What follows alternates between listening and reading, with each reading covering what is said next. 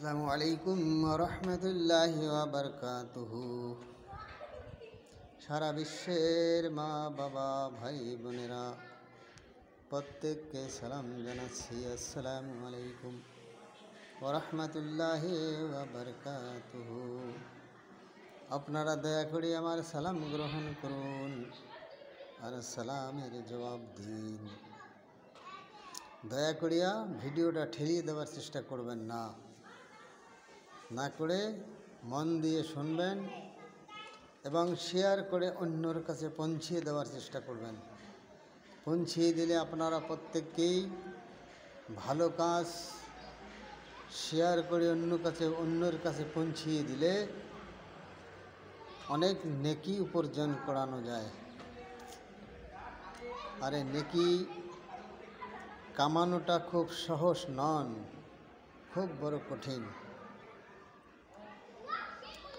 তাই যে আমল আমরা শিখব সেটা অন্যের কাছে পৌঁছিয়ে দিতে হয়। এটা মুসলমানদের তরিকা এবং কলেমার হক। তো যাই হোক, আমি একটি আলোচনা নিয়ে আপনাদের সামনে এসেছি। আলোচনাটি হচ্ছে,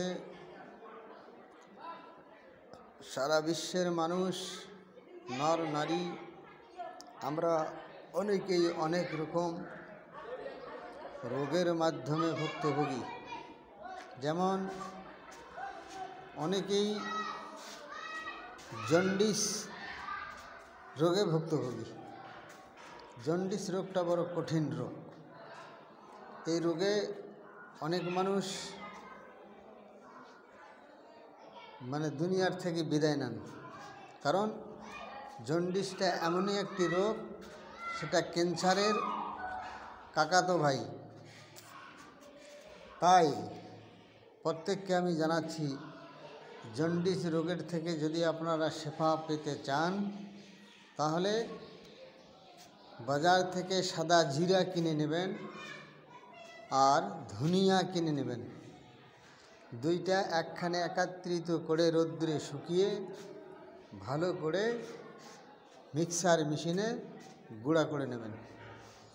আর 1 চামচ করে গুঁড়া রাত্রিবেলা 250 গ্রাম পানিতে ভিজিয়ে রাখবেন।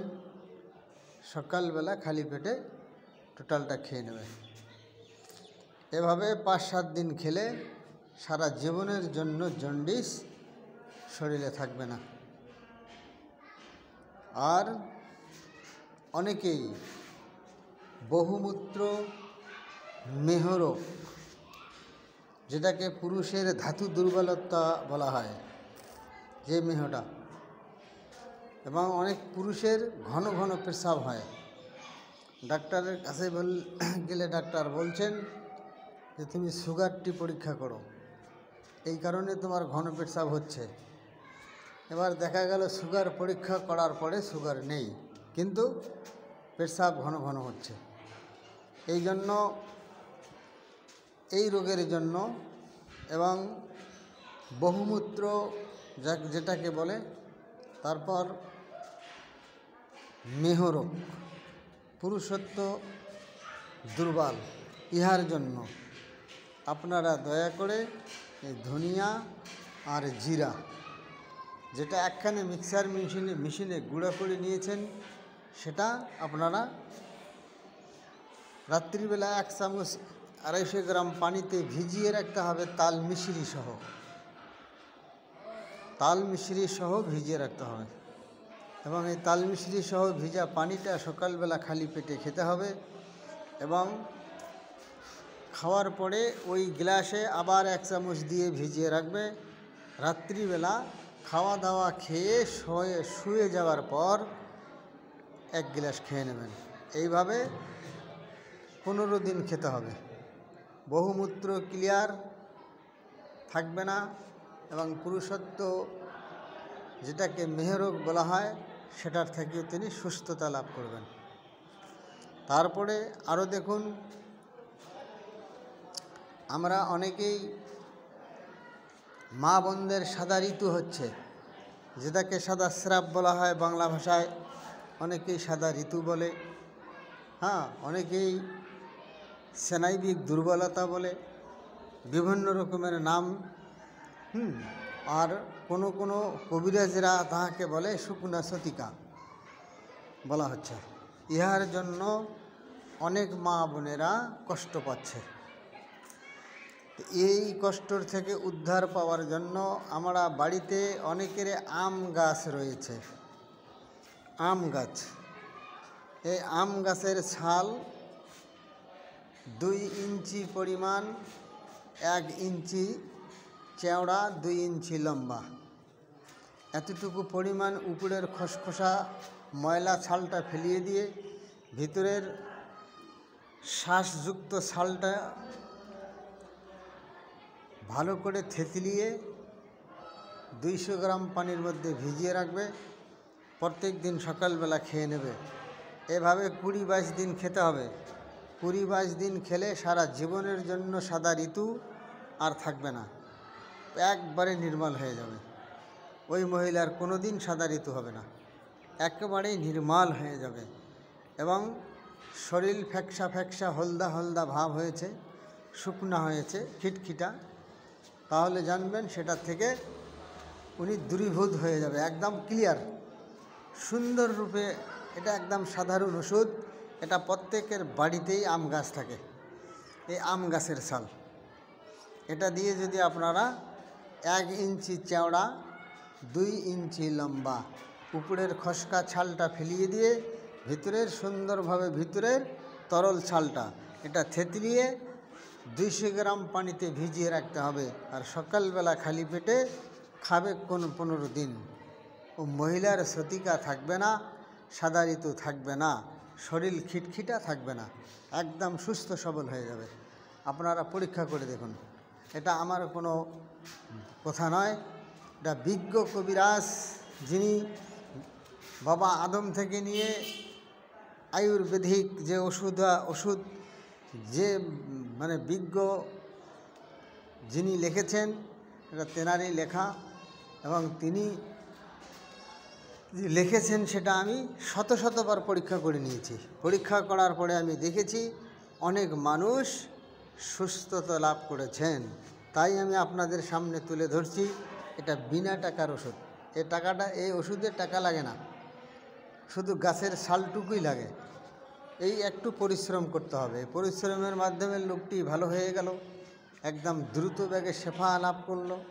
তাই আপনাদের কাছে আমি অনুরোধ করছি, আপনারা এটা করুন, একেবারেই শেফা পেয়ে যাবেন। আলহামদুলিল্লাহ, আল্লাহ তাকে ভালো করে দেবেন, একদম সুস্থ সবল হয়ে যাবেন। তারপরে আরও কয়েকটি জিনিস রয়েছে, যেমন মা বোনদের রক্তস্রাব হচ্ছে।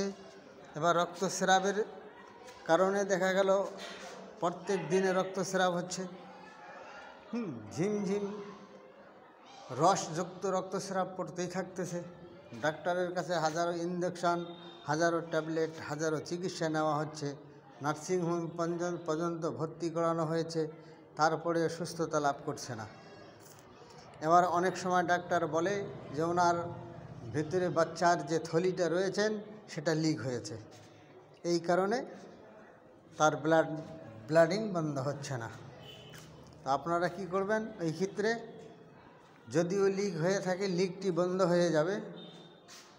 আপনাদের বাড়ির আশেপাশে দেখবেন রাস্তায় কিনারে, নদীর কিনারে বা রাস্তার কিনারে বা বাড়ির আশেপাশে দেখবেন দুব্বা ঘাস মোটামুটি এমন মাপে নিতে হবে যেন 1 ইঞ্চি মোটা হয়। তুলিয়ে হাতে নিতে হবে যেন 1 ইঞ্চি পরিমাণে মোটা হয়। এতটুকু দুব্বা ঘাস আপনারা কি করবেন, সুন্দর রূপে বাটানায় থেতলিয়ে সামান্য পানি দিয়ে ওটাকে চিপ দিয়ে রস বের করে নিতে হবে। এই রসটা আপনারা ওই মহিলা মোটামুটি 7 দিন সেবন করবে খালি পেটে। করার পরে দেখবেন ওনার রক্তস্রাব বন্ধ হয়ে গেছে এবং ওই ছিদ্রটি বন্ধ হয়ে গেছে। তাহলে এটা একটা ঘাস, তার মধ্যে আল্লাহ কত রকম ধরনের শেফা দিয়েছেন আমরা জানি না।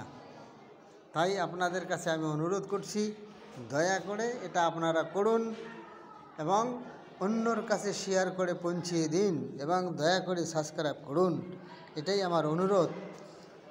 এ বলে আজকের মতে আমি আপনাদের সামনে থেকে একটু দূরে চলে যাচ্ছি, আবার আসছি আপনাদের সামনে।